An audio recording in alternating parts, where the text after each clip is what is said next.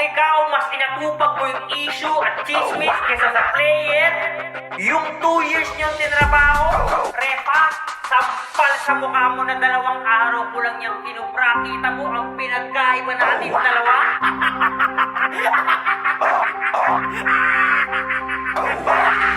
Yeah, meron daw nasaktan sa kadahilan ng ako'y pinakinggan. Di daw siya papatol sa aking mga distract. Ano tong nabalita ang OST na disba? Goma-goma daw yung tema, di daw yun para sa amin. Kaso yung nilalaman nun alam naman natin. Oo, alam ng lahat sinong pinaparinggan. Ngayon sinong kain-tae nung inilabas mo yan? Nagpapatawa ka ba? Putang ina mo ka kung kailan kami nanahimik. Dun ka bumibira.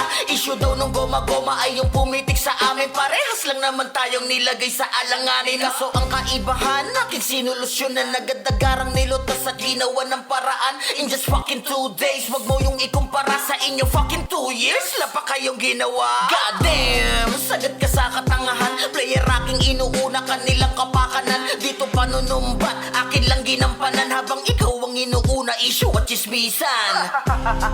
Nakakatawa ka no, di mo nga alam sa amin sila nagre-reklamo. Paano nga ba malalaman nagtatanga-tangahan at nagmamaang-maangan sa iyong mga pagkukulang. Goma-goma ka pa dyan, pitikin kita Ang kaso nga lang wag na baka ikay matae. Binigyan lang namin ng chance yun kung magbabago ba. Wala ka nang pakialam kung dito'y mawala pa siya. Nagmaladigong sa live, hoy, mahiya ka nga. Buti pa nga si Digong maagap sa problema. Ikaw ilang taon na, di mo pa napupuna. Malabo kang maging digong, siguro dugong pwede pa. Gusto nyo ng retalk yung tipong pangkalahatan. Desperado ka kasi na bulsa mo'y malamanan. Wala kang pakialam basta ikay nakangiti. Sarili lang ang iniisip, di ang hang community. Kakupalan mong dala ay malalantad na ngayon. Yung ginawa sa XP, di yan nagkakataon. Lumabas kang gahaman, di mo maitatanggi yun. Hindi nga naman halata kung running issue pa ngayon. Ano kala mo madadaan sa XP? Yung dating 12% na XP naging 6% na daily. Partida pa nun pare naka times 5 pa niya. Nasarap ng kitaan sa ultima dinadaan. Ow.